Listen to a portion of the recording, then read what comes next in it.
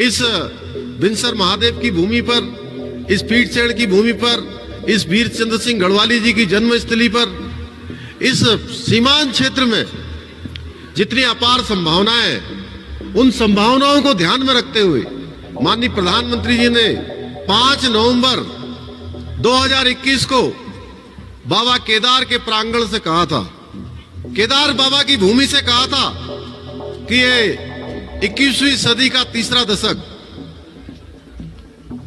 ये उत्तराखंड का दशक होगा, यानी कि हर दृष्टि से उत्तराखंड का दशक होगा। उन्होंने वहां पर घोषणा करी कि ये उत्तराखंड का दशक होगा। और इस साल देखिए आप, कोरोना की महामारी कंट्रोल में आ गई, नियंत्रण में आ गई, और जितने भी होटल व्यवसायी हैं, हमारे टैक्सी के काम करने वाले हैं, पर्यटन के व्यापार से जुड़े हुए हैं, परिवहन के व्यापार से जुड़े हुए हैं, सारे लोग बता सकते हैं। अभी होटल वालों के मैं एक कार्यक्रम में गया था, तो उन्होंने मुझे कहा कि पिछले सालों की तुलना में इस साल बहुत बड़ी संख्या में यहाँ पर श्रद्धालु और पर्यटक आने वाले हैं। सारे होटल पहले से ही बुक हो गए 2 महीने पहले, अभी यात्रा शुरू भी नहीं हुई है। भाइयों बहनों, प्रधानमंत्री जी का एक कथन सच होने जा रहा है और धरातल पर उतरने जा रहा है। आने वाला ये दशक उत्तराखंड का दशक होने वाला है।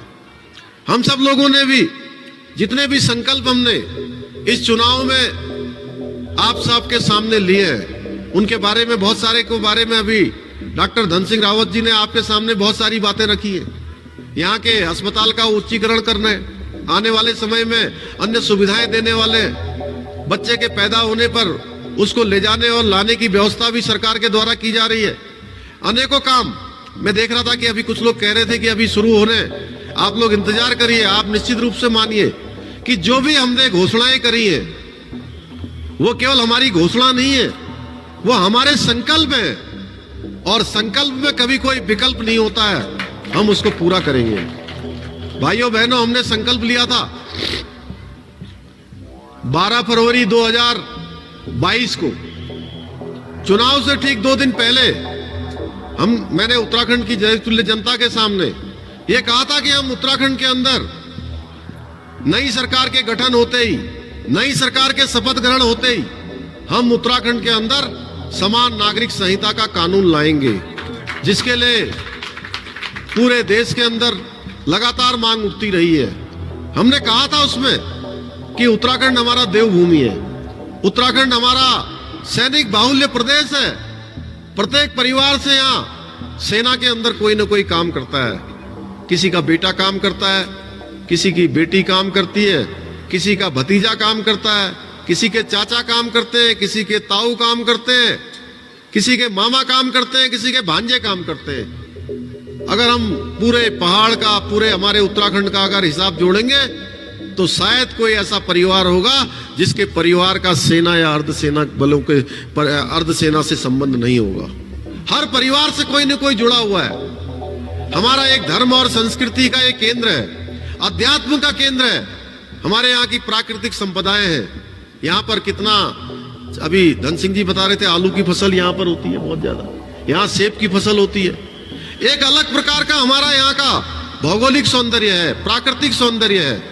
2 अंतर्राष्ट्रीय सीमाओं से हमारा प्रदेश लगा हुआ है, 2 अंतर्राष्ट्रीय सीमाएं हमारे प्रदेश से लगी हुई है। तो हमारे प्रदेश के अंदर सबके लिए एक समान कानून होना चाहिए। ये नहीं कि कोई किसी धर्म का है तो वो अलग कानून बनाएगा, वो अलग कानून को मानेगा, कोई अलग संप्रदाय का है, कोई अलग पंथ का है। चाहे कोई किसी धर्म, संप्रदाय, पंथ, किसी भी विशेष समुदाय का होगा, तो उत्तराखंड के अंदर अब सबके लिए एक कानून होगा। हमारी नई सरकार के गठन होते ही हमने इसकी व्यवस्था कर दी है।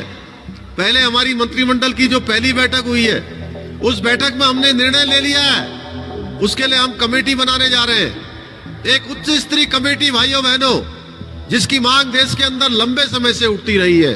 जैसे देश के अंदर धारा 370 समाप्त होने की मांग लंबे समय से उठती रही थी, लेकिन बहुत सरकारें आई बीच में, किसी सरकार में इतनी हिम्मत नहीं हुई कि जिस कश्मीर के अंदर 40,000 से भी ज्यादा लोगों की शहादत हो गई उस कश्मीर को बचाने के लिए, लेकिन धारा 370 वहां पर समाप्त नहीं हो पाई।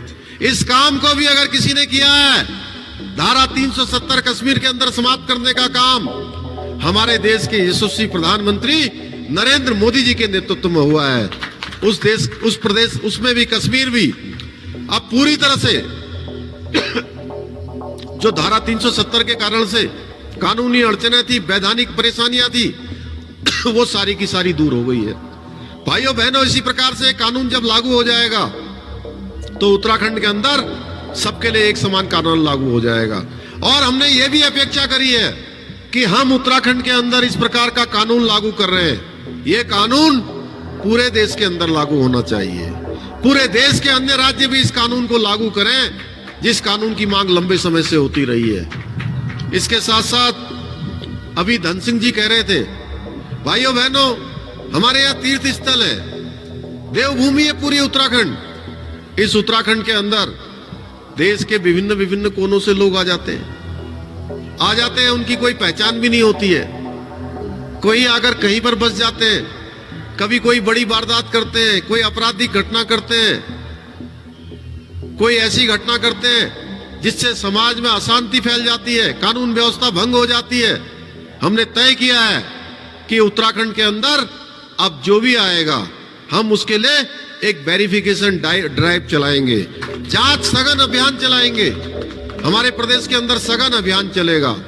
ये उत्तराखंड किसी के लिए ऐसा और आरामगाह नहीं है कि कोई भी आकर यहाँ रहने लगे, कोई भी यहाँ आकर काम करने लगे, कोई भी यहाँ पर आपराधिक गतिविधियां करने लगे।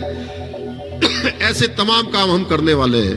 भाइयों बहनों, हमारे लिए हमारी धर्म और संस्कृति की रक्षा पहले नंबर पर है।